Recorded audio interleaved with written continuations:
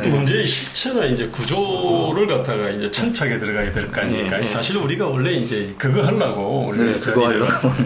근데 이제 그 앞부분이 좀 길었는데 근데 분명한 거는요. 지금 한국 불행한 게 뭐냐면은 그래 어쨌든 대한민국이 과거에 비해 가지고 전반적으로 기회가 줄었다고 생각하는 사람이 많다는 거. 이건 확실하거든요. 그건 맞을 겁니다. 이거는. 아니, 그런데 그래서 이제 헬조선이다. 뭐 이렇게 또 무슨 뭐 수저계급론 이렇게 나오는데 문제는 문제를 구체적으로 분석을 해 들어가지 않고 그래야 이제 해결이 될 텐데 그냥 이거는 그동안에 대한민국을 지배했던 수구, 보수, 냉정, 기득권, 이명박근혜 탓이야라고 이렇게 선동을 하고 그 선동이 먹히는 겁니다. 그러니까 이제 문제의 어떤 이 구조를 갖다 분석을 하는 사람 입장에서는 문재인 정권이 이 모든 것을 갖다 훨씬 악화시킨단 말입니다. 이 헬조선을 훨씬 더 심한 헬조선으로 만들고 더 정말로 이게 심한 수적의 사회를 만드는데 근데 이제 우리 청년들이 문재인 정부를 심판을 하는 쪽으로 가는 게 아니라 야당을 갖다가 심판하는 쪽으로 지금 아직도 기가 막힌 이제 일이 벌어진 거지 않습니까, 이게? 자, 근데 어쨌든 이 부분은 이제 이 문제의 어떤 그 실체와 구조를 갖다 제대로 좀 분석을 해서 그래서 제대로 된 진단과 대안을 내놓지 못한 그 야권이나 지식사회의 어떤 뭐 책임이라 생각을 하고요. 어쨌든 이게 안 되니까 문제가 해결 쪽으로 가는 게 아니라 더 악화되는 쪽으로 지금 가고 있다는 게 이게 정말로 참 기가 막힐 것이라고 생각합니다. 어느 나라나 지금 세대 간의 이 경제 전망에 대한 견해차 또는 갈등이 비슷해서 우리의 꼰대 뜰딱이라는 표현이 미국의 오케이 부모라는 거예요. 오케이 부모. 그러니까 베이비 부모들한테 뭐라 그러면 다 괜찮은 막 그러는 거거든요. 그래서 베이비 부모들한테 밀레니엄 세대가 우리 죽겠다고 막 얘기를 하면 it's okay 그래놓고는 더 이상 얘기를 안 하는 거야. 니네 그냥 음성 뿌리지 마라 그래가지고 원래 그래. 그래가지고 그 밀레니엄 세대들이 그 노인네들을 조롱하는 말이 오케이 부모예요. 그래서 뜻딱이라는 얘기죠. 그러니까 똑같이 미국도 우리하고. 그래서 제가 사실은 지금 읽고 있는 책이 그 청년이 오케이 부모들한테 항변하는 책이에요. 지금 밀레니엄 세대들이 이렇게 아파하는 게 다 이유가 있고 통계가 있는 일이고 그렇다. 그래서 제목이 이게 뭐냐면 오케이 부모 Let's Talk.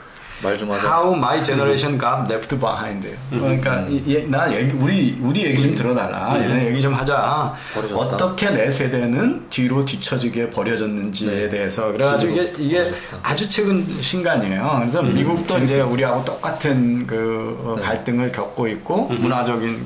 그다음에 우리 세대가 이제 이렇게 아까 94년하고 지금하고의 여기 분수령이 중간에 그 IMF 외환위기예요. 외환위기고 미국이 이렇게 된 게 글로벌 금융위기예요. 그래서 그 2008년에 그게 터져가지고 2010년에 대졸 졸업자 중에 50%만 취직이 됐고 50% 중에 70%가 파트타임이었어요.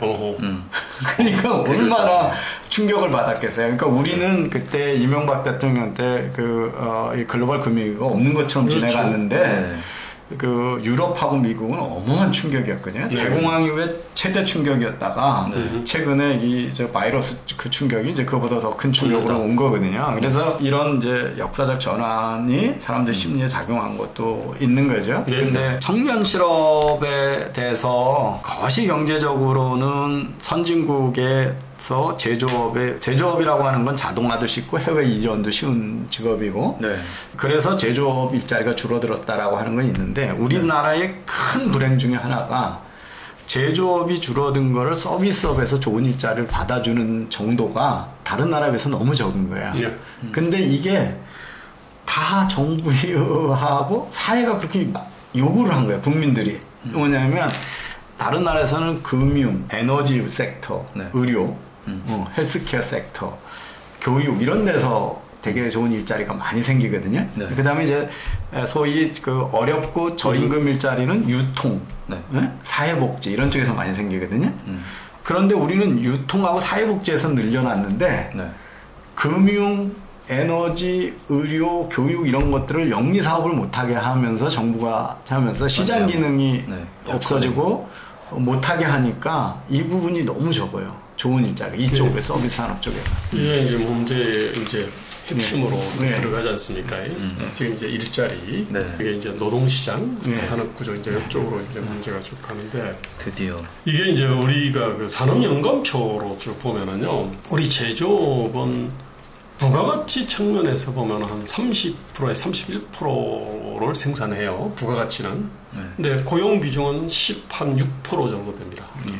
이걸 어떻게 보면 생산성이 굉장히 높은 것처럼 보입니다. 실제로 사실은 높은 측면이 높아요. 근데 그러면 아까 서비스 있지 않습니까? 서비스는 고용은 70%인데 부가가치는 그 한 60 정도 된단 말입니다. 근데 이제 이거를 보고서 이제 제조업의 생산성이 높고 서비스는 생산성이 낮아. 왜? 사람은 많은데 부가가치를 적게 생산하니까. 의외로 제가 만난 경제학자들이 이 문제를 이런 식으로 보는 사람이 많이 있더라고요. 그러니까 이제 어떤 식 발상을 하느냐면은 제조업은 정상이고 생산 높고 좋아. 그럼 서비스업은 너무 인력이 과잉이니까 뭐 자격증 제도, 뭐 미용사 자격이란 이러저런 자격증 제도를 만들어서 많이 못 오게 해야 돼. 뭐 이를테면 이제 이런 실제로 그리고 생산성을 높이기 위해서 여기다가 교육 컨설팅을 갖다가 막 집어넣고 이제 이런 거. 그런 보고서가 2010년 전후에서 제가 많이 봤어요. 근데 사실은 한국은 내용에 들어보면은 한국 제조업은 과소고용인 측면이 분명히 있습니다. 예컨대 현대기아 자동차를 보면 알아요. 아마 노동시장에서 아마 이 일을 갖다 할 사람에서 해라 그러면은 연봉 한 3천이나 4천만 원이면은 하겠다는 사람들이 많이 줄을 설 겁니다, 사실은. 그런데 이분들이 연봉 1억 이상을 갖다가 받고 있거든요. 그러니까 이제 이쪽에서는 어쨌든 최대한 고용을 갖다가 기피할 수밖에 없는 겁니다. 그러니까 다른 나라에 현대자동차 같은 공장이 있다 그러면은 10만 명이 아니라 아마 20만 명을 고용했을 거예요. 이게. 근데 한국 같은 경우는 제조업에서 어떻게 보면은 과소고용을 하고 있는 거예요. 그러다 보니까 생산성이 사실은 높은 것처럼 보이는 측면이 있는데 사실 이것도 보면은 과소고용을 할 수밖에 없는 이게 이제 여러 가지 법, 제도, 문화, 가들이 있는 거죠, 사실은. 그래서 저는 문제를 갖다가 해결할 때는 아까 이제 그 서비스 쪽에서 좋은 일자리를 갖다가 창출을 할 수 있는 아까 뭐 금융이라든지 교육이라든지 뭐 이러저러한 데 대한 그야말로 그냥 어려워. 특히 이런 데 대한 정말로 이렇게 관력 편향적이고 이익 집단적 편향적인 규제를 이렇게 개선하는 것들이 아주 필요해요. 그와 더불어 가지고 제조업 쪽에서는 좀 더 늘어날 여지들이 사실은 많이 있거든요. 그 다음에 또 사실은 지금 해외에 나갔던 것들도 사실 돌아올 수 있는 여지들이 좀 있습니다. 근데 우리는 뭐 최저임금 엄청 끌어올려 놓고 주 52시간제 막 이런 거를 갖다가 해놓고 채용을 할 때는 자유롭게 할 수 있는데 내보내는 자유는 없는. 그렇죠. 해고를 마음대로. 아주 골 때리는 이런 구조를 만들어 놓고 사실은 뭐 그냥 이쪽 고용 창출을 못하게 하고 있는 일자리를 내쫓는 이런 구조 있지 않습니까? 이런 구조도 좀 함께 같이 고쳐야 된다고 생각하는 거예요. 뭐 OECD고 IMF고 ILO고 우리나라에 일관되게 하는 게 노동시장의 유연성을 제고를 해야 이 이중구조, 단절구조가 한다고 그러는데 이제 하나는 노조가 협력적이지 않으면 고용을 잘 안 하려고 그러죠. 웬만하면 외국으로 생산을 옮기려고 하는 거고 정규직 과보니까 당연히 이제 안 하려고 하는 거고 그다음에 이제 최근에는 기업하는 사람들이 하도 형사처벌되는 게 많아가지고 노동법에 관한 뭐 이런 것 때문에 그래서라도 고용을 회피해요. 그래서 이거는 아주 자영업하는 부분들도 요즘 그래요. 이렇게 이제 또 일부 뭐 알바들 알선하는 웹사이트나 또 시민단체나 또는 이런 데서 고용주를 협박하는 방법을 가르쳐요. 그래서 퇴직할 때 막 협박해가지고 그러다 보니까 웬만하면은 이제 학원 같은 데도 정규직 사원으로 안 해놓고 개인 사업자 등록하라고 그러고 계약 관계로 가져가 고용 관계가 아닌 계약 관계로 가져가려고 그러고 그러니까 우리나라 자영업자가 많은 것처럼 보이는 거죠. 그다음에 이제 정부가 자격증 주는 건 다 자영업으로 하게 만들어요. 그러니까 공인중개사만 공인자원사업소 갖고 약사만 약국한테 하게 하고 의사도 그렇죠. 그러니까 다 뭐 하다못해 택배 기사까지. 맞아요. 그래서 다 개인 택시 이런 게 다 자영업자를 만드는 제도잖아요. 그죠?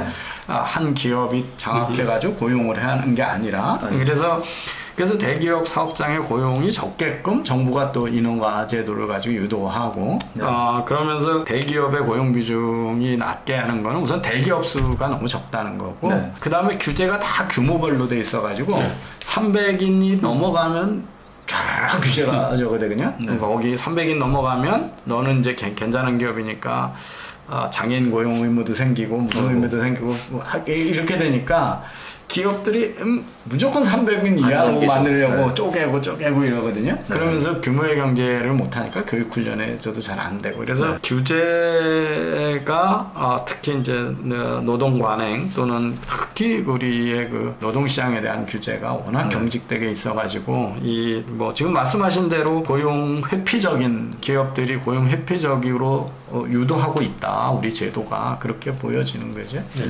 이거 사실은 이제 시청자들께서 아마 굉장히 많이 들었던 얘기일 거예요, 사실. 근데 이제 요 얘기 또 뭐 사실 1박 2일도 할 수 있습니다. 하도 노동시장이 엉뚱해가지고. 근데 이거 관련해가지고 우리 청년의 어떤 시각에서 많이 들으셨지 않습니까? 그죠? 많이 들었죠. 근데 이제 또 저희들이 또 혹시 놓치고 있는 거나 또 청년의 시각에서 이 문제 어떻게 보시는지. 다르게 볼 수 있다기보다는 저도 뭐 이념적으로나 이런 자유시장, 자유주의가 옳다고 보기 때문에 대기업이 많아져야지 고용이 늘어날 수 있는 게 당연한 거고 그리고 각종 규제들이 있었잖아요. 그러니까 노동법 예를 들어서 고용은 자유롭게 할 수 있는데 해고는 자유롭게 못하고 그리고 노조가 협력해갖고 버틴기면은 그것도 어떻게 경영권 보호하는 수단으로서 뭐를 할 수 있는 방법이 없잖아요. 경영자들이. 그러다 보니까 그런 리스크를 다 안고서 고용주 즉 뭐 CEO 회사 그런 대기업이 그런 리스크를 다 안고서 고용할 이유가 없다는 거죠. 아까 그 규모의 경제도 말씀하셨고 적은 사람을 고용해갖고 큰 부가가치를 내는 게 좋은 기업이잖아요. 그리고 그런 기업이 많아져야지 어떻게 보면 우리가 또 그거에 따라서 뭐 어떤 낙수효과적인 그런 걸 받아서 더 고용이 이루어지고 선순환이 이루어질 수 있는 건데 애초에 그런 게 정부의 규제 그리고 우리나라 국민들의 인식 자체도 그렇고 그리고 노조의 노동자 편향적인 그런 법들 그런 법적인 보호들 그런 게 늘어만 가는 추세라서 어떻게 보면은 뭐 제가 지금 당장 이런 게 잘못됐다 뭐 대기업 위주로 가야 된다 아니면은 우리가 좀 더 다양한 기회를 얻고 다양성을 위해서 아니면 좀 더 양질의 일자리를 위해서 이런 구조적인 개혁이 필요하다고 얘기를 해도 결국 제가 느꼈을 때는 여론이나 대중적인 생각이 거기에 동의를 하지 않는다고 느껴지거든요. 그래서 어떻게 보면은 국민들 그런 대중적인 생각, 인식 그런 사상이 조금 더 바뀌어야 되지 않나. 아까 그 사회적 안전망 말씀해 주신 것처럼 가정이 튼튼해야 되고 지역사회 튼튼해야 그 다음이 국가는 결국 마지막에 어떤 중재자 역할로서만 존재를 하면 되는데 뭐든지 국가가 해줬으면 하고 바라는 그런 국민들의 마음 뭔가 대통령을 왕 모시듯이 모시는 그런 분위기 자체가 굉장히 걸림돌 저는 약간 그게 문제라고 많이 보거든요. 그러니까 현상이죠. 네, 가장 크게 봤을 때. 도대체 왜 그러면 이 원인은 뭐냐? 그리고 왜 지난 10년, 20년 또는 30년 동안 이 문제가 해결이 되기는커녕 악화된 것도 많이 있거든요. 이 부분에 대해서 그 얘기를 좀 해볼 필요가 좀 있을 것 같아요. 일단은 그 문재인 정부가 이 문제를 갖다가 어떻게 봤냐면을 보면은 문재인 정부가 이제 2017년 7월 달에 한 3년 됐네. 이제 3년 좀 넘었구나. 국정운영 5개년 계획을 발표를 했어요. 그때 이제 당연히 이제 그 청년 일자리 관련 부분이 있어요. 그 이제 100대 과제 중에 18번인데 거기에 내용이 뭐냐면은 성별 연령별 맞춤형 일자리 지원 강화 이렇게 돼 있습니다. 그래 놓고서 어떤 내용이 들어있냐면은 청년 고용 의무제 확대. 의무제. 그러니까 2018년부터 공공기관 청년 고용 의무 비율 상향. 매년 정원의 3%에서 5%로. 뭐 그다음에 이제 또 민간 부문 청년 신규 고용 채용 권고. 이제 여기는 이제 인센티브 검토. 내용이 뭐냐면 추가 고용 장려금 신설. 내용이 뭐냐면 중소기업이 청년 3명 정규직 채용 시 1명분 임금 지원 2017년 5,000명에서 2018년 19년 20년은 매년 신규 2만 명씩 그 다음에 청년구직 촉진수당도 뭐 이런 식으로 되어 있는 겁니다 이게. 그리고 나서 이제 또 뭐 당연히 또 청년 관련된 또 뭐 일자리 대책 뭐 이걸 그 청년 고용 대책 이걸 했지 않습니까? 이게 이제 2018년 3월에 이제 그때 그 청와대에서 이제 그 주제 회의를 했는데 그것이 이제 통상 22번째였어요. 이제 10년 동안 2003년 9월에 이제 노무현 정부 때 처음에 청년 실업 종합 대책을 내놨어요. 그리고 나서 이제 2018년 그때까지가 총 22번째 두 번을 냈죠. 청년 일자리 대책. 모르겠어요. 그때 2018년 3월 달에 내고 나서 2019년 20년에 냈는지는 모르겠는데 분명한 거는 엄청나게 근데 저출산 문제나 청년 실업 문제는 원래 이제 한국 사회 가장 중요한 문제 중에 하나로 원래 이제 이렇게 인식이 돼 있었어요. 실제로 그러해요. 그런데 그보다 훨씬 심각한 문제를 끌고 들어와가지고 이를테면은 뭐 조국이나 윤미향이나 추미 뭐 이러저러한 그 도대체 그 상식 이하의 어떤 엄청난 문제를 계속 만들어 버리니까. 엄청나게 심각한 문제들이 다 밀려가지고요. 지금 청년 일자리 문제 더 악화됐음에도 불구하고 이제는 아젠다도 안 되네. 근데 어쨌든 이 사람들의 문제 해결을 하는 방법들이 이런 식으로 청년 고용 의무 확대 예컨대 이런 식이니까 문제가 해결될 리가 있겠어요? 이게 저는 우리 사회 정부가 청년 고용 문제를 얘기하면 다 실업 대책을 내놔요. 그러니까 막 그 알바 자리라도 만들어서. 근데 지금 우리나라 청년의 일자리는 실업 문제가 아니에요. 좋은 일자리에 대한 문제야. 그러니까 우리가 얘기하는 공공 부분이나 대기업 정규직으로 내가 못 들어간다. 이게 사실은 저거네. 우리나라 청년 실업률은 그냥 실업률 통계로만 보면 OECD에서 상당히 낮은 편에 있고 최근에 이제 올라갔는데. 상당히 낮은 가장 양호한 편이에요. 그리고 그 고용 불안 관점에서도 우리나라가 상당히 낮은 나라야. 다른 나라에 비해서. 뭐 미국 보세요. 경기 나빠지니까 벌었으니까 그냥 막 3천만 이렇게 해고하잖아요. 그러니까 그래서 정부가 저렇게 해가지고 뭐 알바 자리 만들고 뭐 하고 뭐 이런 것들은 사실은 청년들은 전혀 피부로 못 느껴요. 그러니까 뭐 청년 수당 만들어가지고 50만 원도 준다 그래서 그게 내가 정규직 되고 대기업 정규직 가고 공공부문 공무원 되는 확률을 높여주냐? 그 문제 해결책이 안 되는 거죠, 그죠? 그래서 이렇게 늘 그 진짜 문제의 본질이 뭔가에 맞는 정책이 아니라 자꾸 쉬운 방법이 돈 쓰겠다는 거거든요. 보여주는 돈 쓰는 거예요. 돈 쓰는 건데 이런 게 그렇고 이 문제는 뭐 더 우리가 이제 앞으로 얘기를 많이 하실 건데 이제 저출산 문제를 좀 해봐야 되는데 아까 그 결혼 불능 세대라고 그러셨잖아요. 불능 세대. 결혼을 하고 싶은데 못 하는 건가요? 안 하는 건가요? 제 친구들이나 선배들 보면 어떻게 생각하세요? 결혼이라는 것 자체에 대한 개념 정의도 약간 세대마다 조금씩 다르잖아요. 그래서 제가 지금 살고 있는 친구들 생각으로는 뭐 그 아모르 파티인가? 노래에서 있듯이 연애는 필수, 뭐 결혼은 선택? 이런 노래도 나왔듯이 진짜 그런 인식이에요. 그래서 내가 꼭 이거를 해야겠다는 마음은 없는데 그냥 막연하게 뭐 가정을 꾸리고 안정적인 생활을 하고 싶다, 어딘가에 소속되고 싶다는 마음은 있거든요. 당연히 있겠죠. 야, 인간으로서. 근데 이제 제일 힘든 게 어떻게 보면 결혼하려면은 우리만의 보금자리가 있어야 되니까 집이 있어야 되나요? 그리고 내가 그 집에 대한 집을 또 끼고 아니면은 뭐 자식을 낳고 또 살려고 하면 안정적으로 아까 말했던 공공부문이나 대기업 그런 정규직 일자리 그런 걸 또 원하고. 그러니까 우리 기성세대가 이 얘기할 때 또는 이제 사회 문제로 이렇게 환원할 때 단순하게 이게 육아의 비용이 많이 들고 집 마련하기 어렵고 일자리 귀하니까 결혼을 못한다 이렇게 하거든요. 근데 그거 말고 인식을 물어보신 거죠?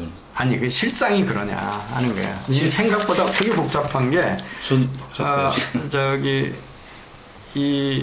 아까 얘기했듯이 결혼이 필수가 아니고 선택이라고 생각하는 인식의 변화가 생겼잖아요. 그렇죠. 네. 근데 그냥 그게 내가 못하니까 그렇게 생각하는 게 아니라 제가 이제 학교에 보면 우리 그 교직원의 여성분들이 되게 많잖아요. 그 카이스트 교직원이 일반적으로 보면 되게 좋은 직장이거든요. 그렇죠. 네. 육아하기도 좋고 뭐 근무 저것도 하고 고용도 무지 안정돼 있고 그리고 다 고학력이에요. 네. 그렇죠. 근데 여기 골드미스들이 되게 많아. 네. 물어보셨어요? 왜 골드미스입니까? 그런데 그래서 뭐냐면 능력이 안 되는 사람보다 능력 있는 사람들의 만원 비용이 더 많은 것 같아. 여성은 그래, 여성. 저도 그렇게 느끼는. 그래서 이제 우리 옛날에 보면 이렇게 얘기하는 게 되게 이상하지만 남자 ABCD가 있으면 여자는 A가 미혼이고 남자는 D가 비혼이라는 거예요. D급이. 그러니까 여성들은 능력일수록 결혼 안 하고 남성들은 능력이 없어서 결혼 안 한다는 거네. 남자는 결혼을 못 하고 그러는. 자기보다 사회적 지위가 높은 사람을 선택하려고 하니까 A는 특 A가 있어야 되는데 없고, 그러니까 B는 남자 A하고 하고 안 하고 못 하고. 그러면 이제 여자 D는 남자 C하고 한다 이거야. 그러니까 그렇죠. 결국은 남자 D가 남고 여자 A가 남는다 이런 얘기인데. 근데 실제적으로 내 제자 중에서도 대기업에 지금 상당히 높은 직업의 중견 간부임에도 불구하고 혼자 사시는 여성들이 꽤 있거든요.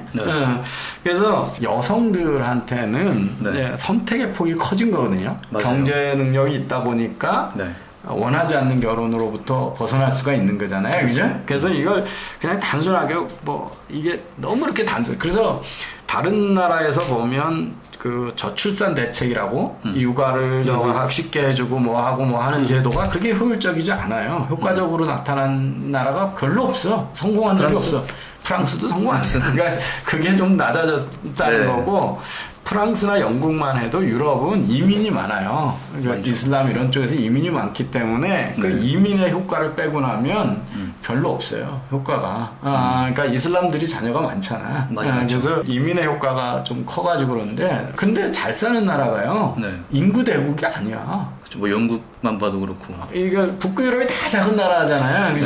그래서 이게 이제 인구가 각각 급작히 변하는 건 되게 어려운 문제인데 이게 너무 단순화해가지고 다 결혼 불능 세대냐. 결혼을 안 원하는 세대냐 하는 거에도 그래서 소장님의 분석이 뭐였는지 제가 궁금해서 지금 제가 그 책을 안 읽어봤기 저도 안 읽어가지고 근데 이제 어떤 내용인지 그 문제를 분석할 때 이제 이런 뭐 원인 분석을 쭉 하지 않습니까? 그죠? 직접적인 거, 간접적인 거. 그러면 뭐 결혼과 관련해서는 상식적으로 일자리하고 주거가 이제 상위에 있지 않습니까? 그죠? 이건 누구나 다 아는 거죠. 직접적인 거죠. 그 다음에 이제 결혼이라는 어떤 문턱 넘으려 그러면 뭐 결혼 비용 문제가 있고, 그 다음에 결혼하고 나면 이제 출산이나 뭐 육아 문제, 그 다음에 애 크면 교육 문제 이런 것들이 이제 있어요. 근데 이 부분과 관련해서는 이제 이미 많이 얘기가 되는데, 여기와 관련해가지고 이제 아까 우리가 정말로 한국은 다른 나라하고 비교하면은 청년 일자리 같은 일자리를 갖다가 계속 목을 졸라 죽이는 어떤 제도와 정책과 문화를 갖다가 조로록 갖고 있다는 거는 우리가 노동시장을 얘기할 때 우리가 다 얘기를 갖다 하지 않습니까? 맞습니다. 그리고 이제 주거와 관련해가지고는 예컨대 그 전세금이라는 거는 굉장히 큰 족쇄입니다. 그것도 남자가 주로 집을 마련을 하고 여자는 가재도구를 갖다 갖고 오는 이 문화를 갖고 있으면은 전세라고 하는 거는 남자한테는 굉장히 큰 부담이에요, 사실은. 뭐 이를테면 이제 이런 것도 큰 족쇄이긴 해요. 그런데 굉장히 중요함에도 불구하고 이제 사람들이 오히려 많이 거론하지 않은 게 유교 문화권인데 사실 출산율로 보면 세계에서 200몇 개국을 210개국 가량 되지 않습니까, 그죠? 그럼 제일 낮은 데가 보면은 싱가포르, 마카오, 한국, 대만, 홍콩도 맞을 거예요. 이게 보면 다 유교 문화권이에요, 사실은. 그럼 유교 문화는 뭐냐 이거야. 이게 보니까 결혼을 하게 되면은 여성한테 많은 부담이 이게 떨어져요. 희생을 강요하는 거죠. 이게 뭐 단 강사노동뿐만 아니라 어떤 가족에서 이러저러한 의무들이 있잖아요. 하다못해 뭐 제사든 아니면은 뭐 이렇게 친척을 챙기는 거. 하여간 결혼을 했을 때 여성 입장에서는 유교 문화권의 여성들은 결혼하면서 새로운 부담들이 상대적으로 많이 생기는 거예요. 이게 그러다 보니까 이제 어쨌든 여성이든 남성이든 자유를 갖다가 휴가하고 자유를 갖다가 갈구를 해온 역사잖아요. 네. 네. 그런데 이게 결혼하게 되면은 여자들이 유교 문화권 여성들은 특히 자유에 대한 어떤 속박 내지 박탈감을 많이 느끼는 것 같아요. 네. 그러니까 이게 이제 아까 하신 말씀이지 않습니까? 근데 또 다른 한편으로는요, 결혼을 해서 이렇게 가정을 이루면 그 자체가 또 하나의 굉장한 자유거든요. 그 자유가 행복이잖아요. 그러니까 근데 이제 이런 부분들을 인지를 하지 못하고 결혼으로 인해 가지고 자기 자유가 속박당한다라고 생각을 갖다가 하면은 그러면 결혼에 대해 가지고는 아주 좋은 상대가 나타나지 않으면 그러면은 안 하려고 그러겠죠. 네. 그래서 이제 이 문제를 갖다 해결하는 거는 유교 문화권에서의 어떤 그 독특한 이 여성들의 어떤 자유에 대한 억압 내지 네. 박탈이라는 거, 요 문제를 해결을 해야 될 거고요. 그 다음에 아까 노동시장 문제 있잖아요. 일자리 문제하고, 네. 그 다음에 어떤 주거 문제, 출산 보육 문제가 있는데, 하여튼 일자리 문제는 악화되는 쪽으로 계속 왔고, 주거 문제도 제가 볼 때 거의 손을 안 댄 것 같아요. 뭐 청년 보금자리 주택이다 몇 개의 정책들이 있었는데 그 은발이 오줌누기였거든요. 네. 아니, 차라리 예컨대 전세가 아니라 월세식으로 하고 월세에 대해서 국가가 사실은 보조를 해줄 수 있잖아요. 다른 나라에서 그렇게 많이 하거든. 근데 우리는 이거 굉장히 인색한 거야. 그런데 이제 주로 돈을 어디 썼냐 하면은 애 낳고 키우기 힘들어 하니까 어린이집 있잖아요. 영유아 보육 쪽으로만 돈을 엄청나게 쓴 거야. 근데 이제 영유아 보육 쪽은 또 돈이 국가 예산이 그쪽으로 와야 이익을 보는 사람들은 네. 문제를 갖다가 뭐 일자리 문제 잘 알지도 못하고 주거 문제 알지도 못하고 유교 문화권 문제 뭐 이러저런 거 알지도 못하고 알아도 아마 외면했을 거라고 네. 이게 그러니까 이제 교육 문제도 있네 그러고 보니까 근데 어쨌든 간에 이제 자신들의 호주머니에 돈이 들어오도록 문제 진단을 딱 해요. 네. 그러고 나서 이제 그 정책은 다 그쪽으로 다 그 정책과 예산은 그쪽으로 다 가도록 만들어 놓고. 네. 그러니까 돈은 엄청나게 썼는데 네. 개선이 안 되거든. 네. 지금 이게 우리가 91년생부터 95년생까지가 70만 명 됩니다. 네. 그다음에 60만 명대로 주르륵 오다가 2002년에 49만으로 봤어요. 네. 그다음에 2016년까지 계속 40만 명대에서 계속 있었습니다. 네. 요 기간에 뭐냐면은 뭐 저출산이 뭐 국가 소멸의 문제다 뭐다 해가지고 그냥 뭐 엄청나게 시끄럽고 예산도 100몇십조를 갖다가 썼어. 근데 출산율이 올라가지를 않아. 네, 좋아요. 이제 그리고 나서 2017년에 30만 명대로 탁 떨어졌거든요. 드디어 2020년에는 20만 명대로 떨어집니다. 이게. 그러니까 저는 참 이런 문제를 보면 한국이 융복한 문제 거의 풀지를 못한다 이런 생각이에요. 맞아요. 네. 정부가 저희 때 이제 100만 명이 넘었었거든요. 한 해에. 네. 네. 71년생도 100만 명이 넘습니다. 네. 근데 지금 그 58년생이 100만 명이 넘은 첫 네. 세대예요. 네. 58년 개띠가. 네. 그래서 여기저기 가면 58년 개띠가 많다고 갑자기 100만 명이 돼가지고 그래서 쭉 지정되다가 지금 20만 명대로 떨어졌으니까 얼마나 급속히 줄었는지를 알 수가 있죠. 이렇게 구조적이고 복합적인 문제를 잘 해결 못하는 거는 구조적인 문제는 되게 어려운 문제잖아요. 네. 네, 어려운 문제인데 지금 말씀하신 대로 제가 이제 알아듣기 쉽게 최고위원자들이나 뭐 이런 데 강의할 때 세상 변화 얘기할 때 우리 TV에서는 3대가 모여서 같이 사는 것 같아. 되게 평화롭고 뭐 이런 게 할아버지 할머니하고 손자 손녀가 뛰어노는 뭐 이런 모습을 너무 많이 보여주잖아요. 근데 그 좁은 공간에 3대 성인들이 모여서 할아버지 때 아버지 때 자식 다 자란 성년의 자식들이 모여 산다는 거는 거의 불가능한 현재는. 근데 그 옛날엔 가능했던 게 거기에 며느리라고 하는 노예가 있었기 때문에 그 며느리는 그야말로 노예야. 노예의 다른 이름이에요. 그 아주 그 노예를 미화한 이름이지. 그러니까 그런데 그게 국민소득 2,000불, 3,000불에서는 가능한데 네. 한 집안에 귀한 딸로 3만 불세에서 자라난 딸을 남의 집에 노예로 보낼 사람 또 노예로 살 여성은 없다는 거지. 네. 그런 의미에서 이제 핵가족이 다른 나라보다 쉽게 와야 되는 게 워낙 여성들한테 네. 지나친 그런데 와이프가 행복하지 않으면 남편도 행복하지 않거든요. 네. 옛날같이 가부장적 권위로 누르는 게 아니니까. 네. 그러면 부인이 경제적 능력인데 나랑 사나? 네. 밖으로 도망간 것 같이. 그래서 지금 이제 우리 구조가 이렇게 된 거기 때문에 네. 지금 말씀하신 그 문화적인 인식을 해서 저도 이제 이 문제도 이제 미국에 가서 살다 보면 너무 다르잖아요. 우리랑 사는 모습이. 그러니까 그 미국에서는 제일 사이 나쁜 관계가 사실은 장모와 사이 관계거든요. 왜 그런가요? 장모. 그러니까 여자들 간의 연대가 더 강하기 때문에 그렇죠. 친정어머니하고 자기 부인하고 연대가 강하기 때문에 네. 이렇게 고부 갈등이 아니고. 그러니까 이제 딸내미가 친정어머니한테 남편이 이러는 거지. 이거 보고 그러는 거지.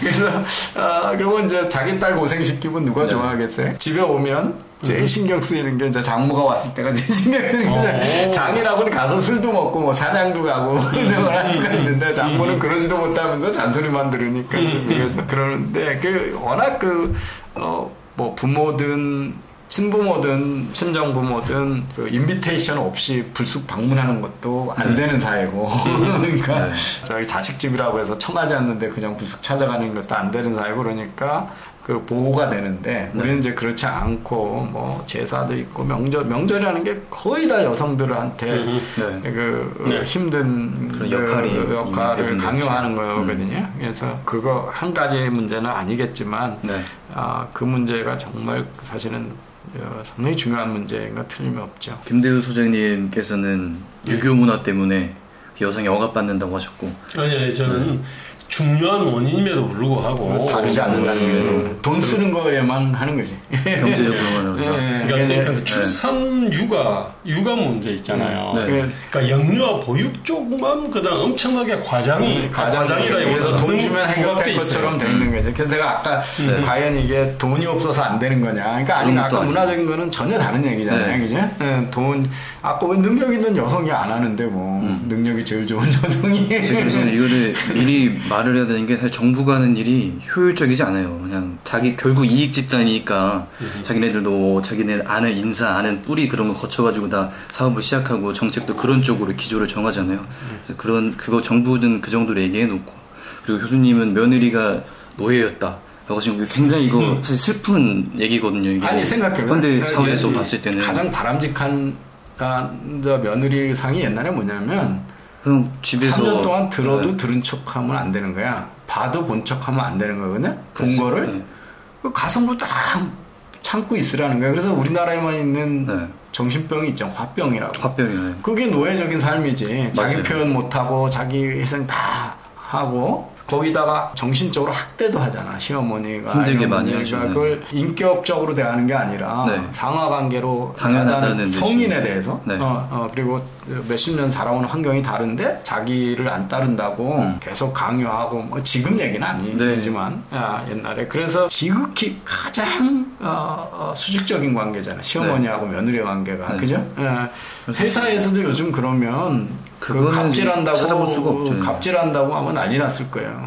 갑질 중에 대표적인 갑질이 고부 갈등이잖아요. 선생님들 그 세대에서 딱 봤을 때 그게 더 잘 보일 것 같아요. 제가 보는 것보다는. 근데 이제 다행인지 어찌 모르는데 요즘에 또 이제 자기 입장에서 얘기하는 건데 시어머니들은 며느리 눈치 본다고 그렇게 말은 하시죠. 결혼을 며느리 눈치 보고 산다. 그래서 생각해 본 게 결혼을 안 하는 이유 중에 큰 거 하나가 또 가정의 불화적인 그런 모습, 잘 불협화음 나고 막 고부 갈등 있고 수직적인 그런 관계 때문에 봐왔잖아요. 그거를 우리 애들 들어서 지금 제 세대라고 하면은 우리 어머니 세대나 어머니의 뭐 어머니 아니면 저보다 조금 나이 많은 사람들의 어머니. 고부 아니라 여기 다 남자잖아요. 한국 남자들이 여성 위하는 법을 잘 몰라요. 잘 몰라요. 저도 그렇고 다 훈련을 안 받았어. 저는 조금 훈련이 됐다고 생각하는데 하여튼 그런 포기하고 막 희생하는 그리고 여성이 크게 부담 갖는 모습을 봐오다 보니까 경제적으로 지위가 올라간 여성들이 당연하게도 나는 그런 결혼 생활을 하고 싶지 않다라는 인식이 박혀 있다고 생각을 해요. 그리고 그거는 아직 우리 모두의 노력을 바꿔야 되는 게 맞는 거고 또 시간이 좀 걸리겠지만. 맞아요. 네. 그 여성 그 고부 간의 갈등이라고 하는 거야. 또 따지고 보면 옛날 농경 사회에서 그리고 이제 시집을 와. 그 다음에 그 집안이라고 하는 거는 제사를 갖다가 지내는 이 위에서 이제 이렇게 돼 있잖아요. 그러면은 그 관련된 일들을 대부분은 이제 그 며느리가 사실은 하겠지. 그다음 며느리가 무슨 직장이 없잖아. 경제력이 없죠. 그 다음에 우리는 또 출가 외인이다 그래가지고 또 이렇게 이혼하거나 도망오면 왜 쫓아. 무지하게 갑질에 취약한 구조를 갖고 있던 거지. 사회 구조도, 경제 구조도 그렇고. 그다음에 사회니까. 그 다른 나라하고 비교하면 우리보다 훨씬 좀 심해요, 우리가. 그러니까 아마 그 유교하고. 성리학을 워낙 견고하게.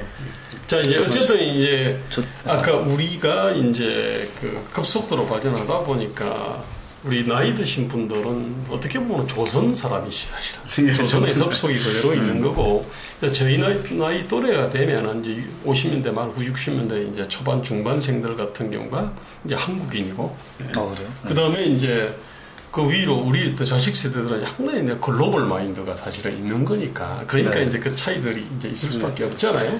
근데 저는 참 미국 제가 살면서 느낀 건데 굉장히 중요한 걸 학교에서 안 가르치는 게 많아요. 아니, 대표적인 게 지리와 역사 있잖아요. 근데 세계사와 동아시아사 속에서 그 국사를 갖다가 이걸 이해를 해야 비로소 뭐든지 이게 딱 이해가 되거든요.